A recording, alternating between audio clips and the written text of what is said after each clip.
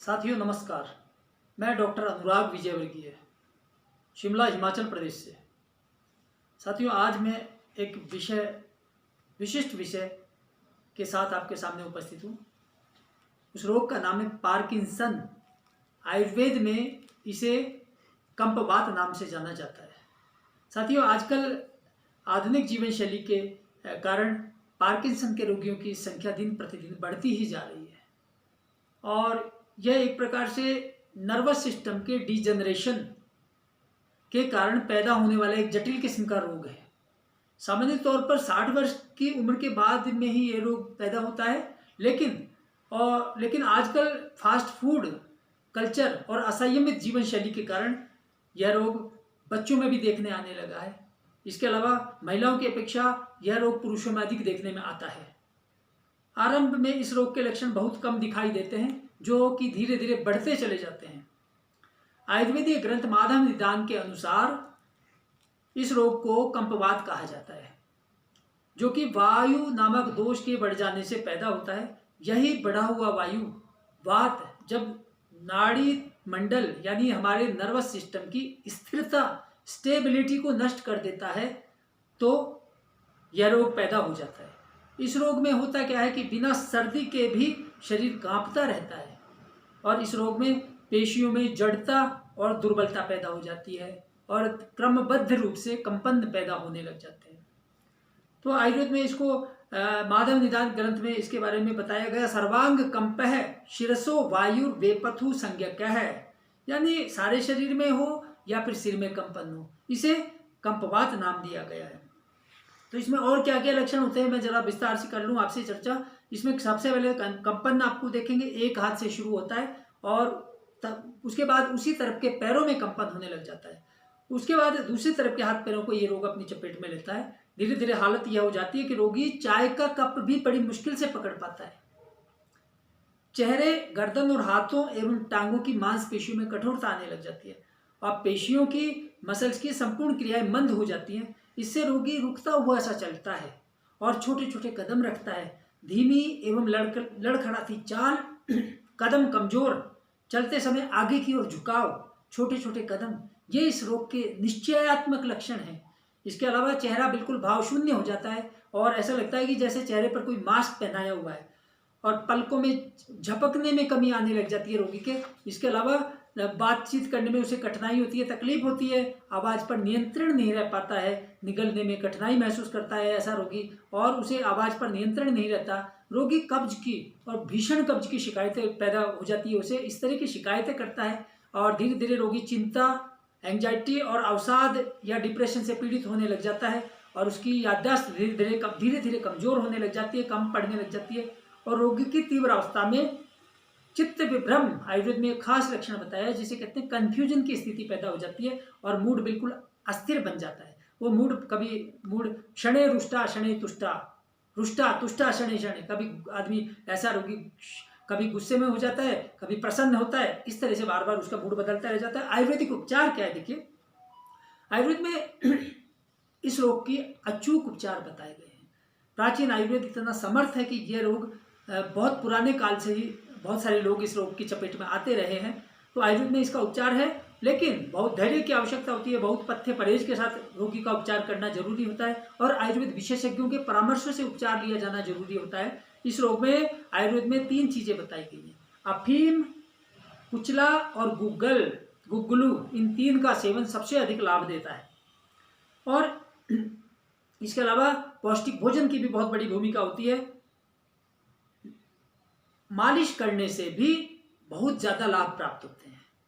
तो आयुर्वेद में इसके अलावा ये बताया लहसुन, अश्वगंधा, तगर, ब्राह्मी, आत्मगुप्ता जिसे कौंच भी कहते हैं, इत्यादि एकल औषधियों का सेवन करने से आशातीत लाभ मिलते हैं। निरंतर धैर्य के साथ औषधि सेवन कराने जाने की आवश्यकता होती है। मैंने ऐसे अनेक रोगी मेरे पास आते हैं जिन्हें 100% लाभ हुआ। साथ ही और इन औषधियों से सबसे बड़ा फायदा यह है कि आयुर्वेद की औषधियाँ बिना किसी साइड इफेक्ट के रोगी को ठीक करती हैं।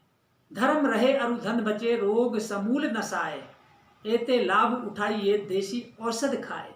देशी औषधि खाने से क्या लाभ होता है, मैं बार बार यह कहता रहता हूँ कि धर्म की रक्षा होती है, धन बचता है और रोग समूल नष्ट हो जाता है। और चौथा फायदा यह है कि कोई साइड इफेक्ट नहीं होता, अन्य अन्य रोग भी पैदा नहीं होते। सबसे बड़ा फायदा आयुर्वेद का यह है।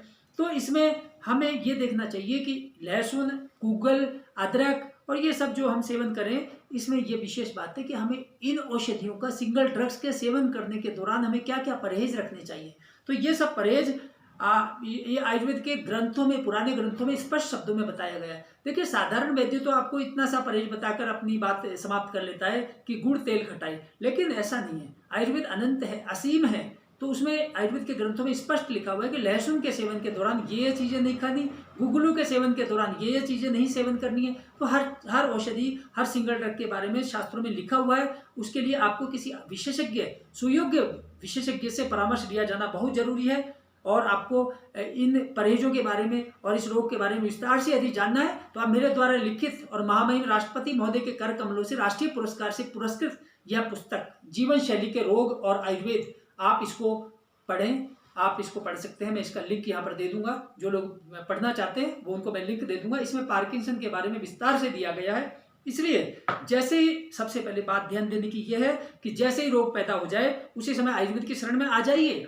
होता यह है कि पहले लोग अन्य अन्य चिकित्सा पद्धतियों में जो आधुनिक कही जाती है उनमें भटकते रहते हैं, और जब रिजल्ट आता है, जब लाभ नहीं होता है, अंधाधुंध दवाइयाँ खाने के बाद भी लाभ नहीं होता है और मर्ज बढ़ता ही गया जू दवा की, ऐसी स्थिति पैदा हो जाती है, उस समय लोगों को आयुर्वेद याद आता है। उस समय आयुर्वेद से उतने लाभ नहीं मिल पाते जितने कि इस रोग की शुरुआत में मिलने चाहिए थे।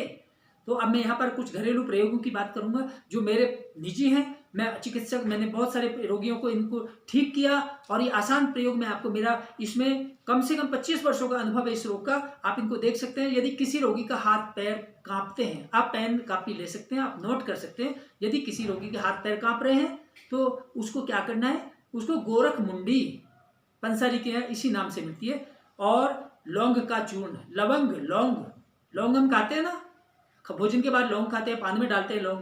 तो गोरख मुंडी और लौंग, इसको 50-50 ग्राम मात्रा में दोनों लीजिए। इसका बारीक चूर्ण तैयार करें, एक साथ मिलाकर रखें।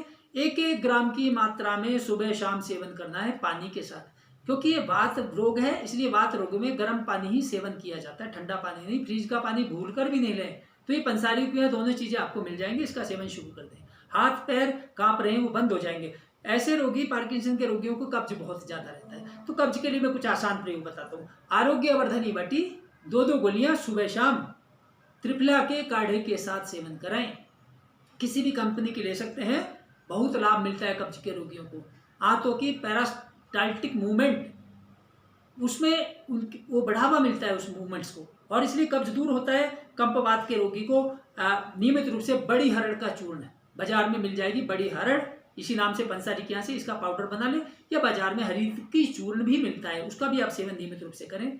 इसके अलावा कब्ज दूर करने के लिए अरंडी का तेल, जिसे कैस्टर ऑयल भी कहा जाता है, रात को सोने से ठीक पहले 1 कप दूध में 2 चम्मच अरंडी का तेल, जिसे कैस्टर ऑयल कहते हैं, उसको मिलाकर पीने से भी रोगी की कब्ज बड़े आसानी से दूर होती है।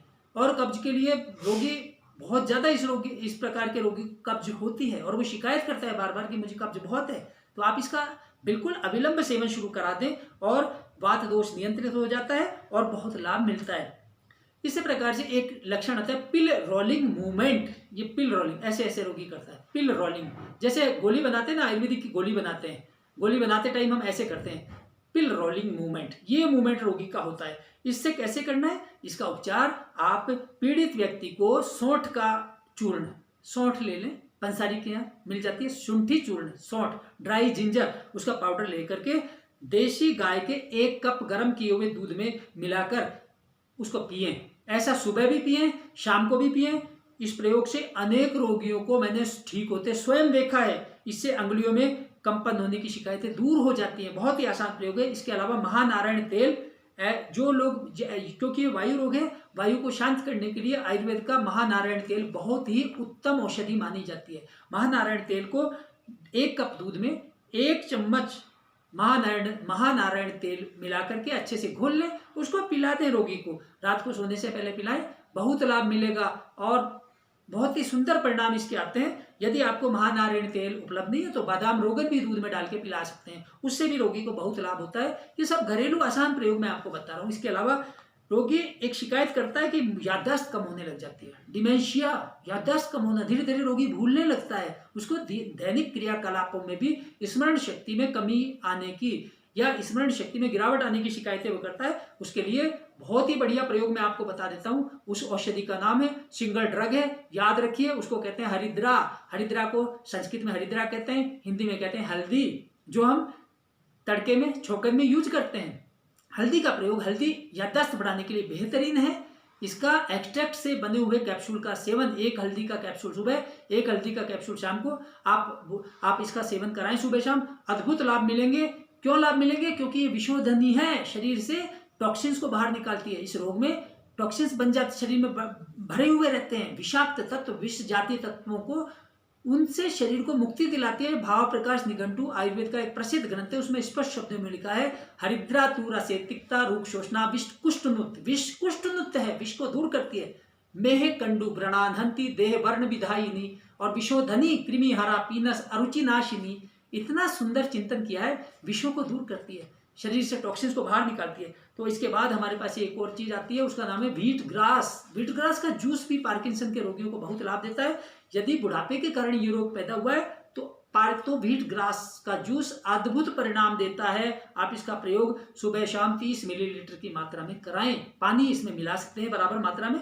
इसके अलावा एक और मैं प्रयोग जो मेरे रोगियों पर मैं कराता हूँ, मेरा स्वानुभूत प्रयोग है। आज मैं आश्चर्य की बात है कि मैं सब बातें आपको, सारे रहस्य परत दर परत प्याज की परतों की तरह मैं खोलता जा रहा हूं और आप इसका लाभ उठाएंगे। मैं जन कल्याण की भावना से ये सब बातें आपको बता रहा हूं ताकि देश के ज्यादा से ज्यादा लोग इससे लाभान्वित हो सकें। यहां मैं अगला प्रयोग बता रहा हूं, लहसुन की खीर। पार्किंसन के रोगियों को लहसुन की खीर भी अमृत के समान लाभ देती है। लहसुन की कलियां ले लें, इसके लिए 10 ग्राम, और गाय का दूध, देशी गाय का दूध लीजिए 100 मिलीलीटर, इतना दूध बहुत है, और इसमें आप 300 मिलीलीटर पानी मिला दें। अब क्या करना है, लहसुन की कलियों को बारीक पीसना है और इन सबको दूध और पानी में मिलाकर धीमी आग पर रख दीजिए। ध्यान देने की बात यह कि पकाने के लिए स्टील का बर्तन नहीं लें, एल्यूमिनियम का बर्तन भूलकर भी नहीं लें, पीतल के कलई किए हुए बर्तन का प्रयोग करें।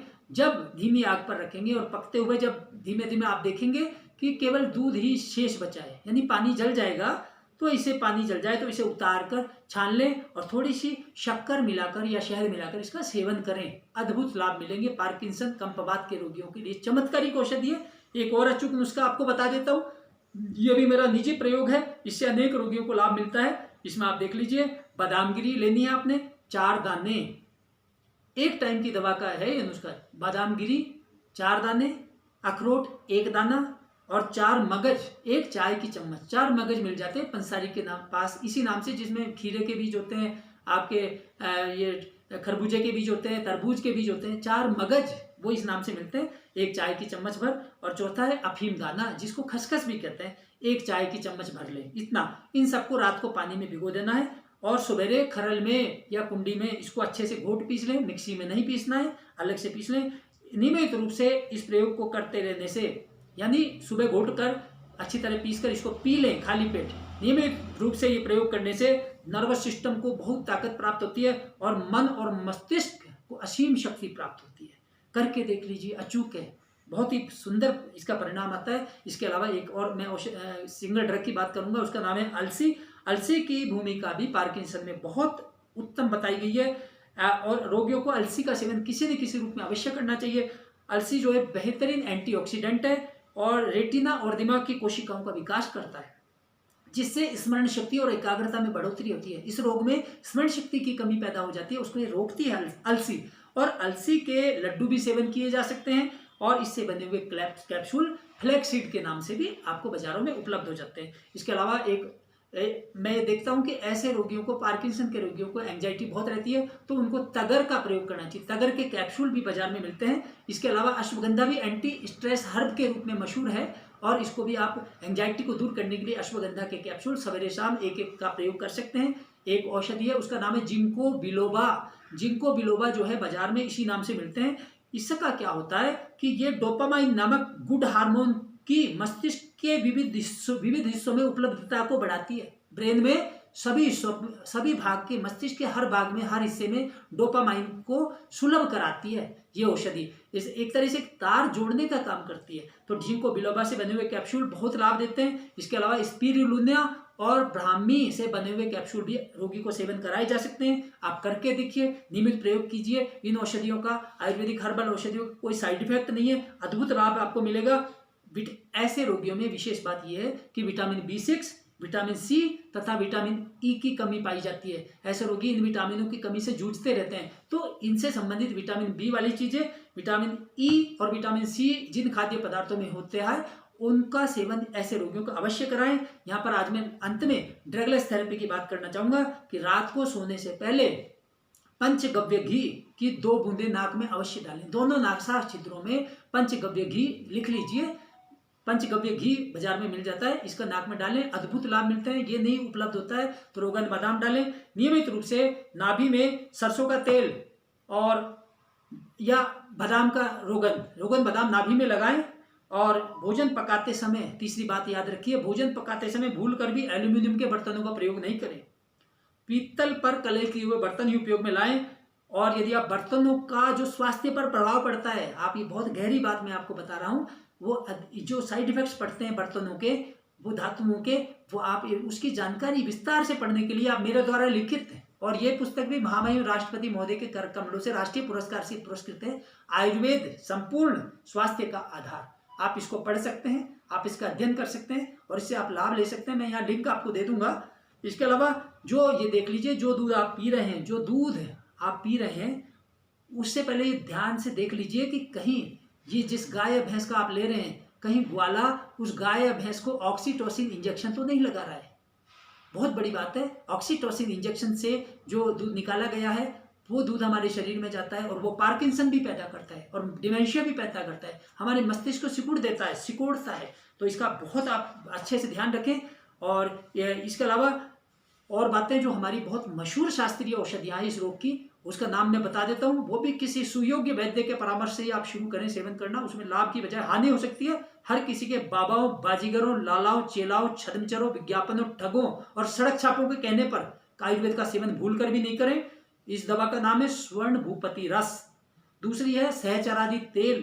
तीसरा है निर्गुंडी तेल। चौथा है माजून अजारा की। पांचवा है माजून महायोगराज गूगल और महावात विध्वंसन रस। ऐसी अनेक औषधियां हैं जो किसी सुयोग्य वैद्य के परामर्श से आप उनका सेवन करें। आप ये देख लीजिए, ये रोगी को ये देखना होता है कि यदि आम दोष है रोगी के शरीर में और आम दोष का प्रकोप है और अग्नियां मंद हैं, तो महायोगराज गूगल्स का सेवन कराया जाता है। और यदि केवल वायु रोग बढ़ा हुआ है, वायु के कारण ये विकार है, तो उसमें सहचरादि तेल देना चाहिए। और यदि रोगी को, वैद्य को लगता है, चिकित्सक को लगता है कि इसको शरीर से पसीना निकाला जाना जरूरी है, तो महावात विध्वंसन रस का सेवन कराया जाता है।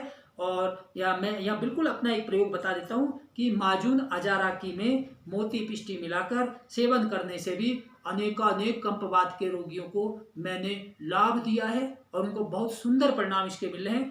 तो इस प्रकार से आज का विषय मैं यहाँ पर यही समेट रहा हूँ। और इस विषय में आप ये देखिए कि बहुत अच्छे से, बहुत धैर्य के साथ रोगी को मन को शांत रखना है और रोगी को बहुत धैर्य के साथ उपचार कराना चाहिए। सुयोग्य वैद्य को ढूंढ लीजिए और आपको इसमें निश्चित आपको 100% लाभ मिलेंगे।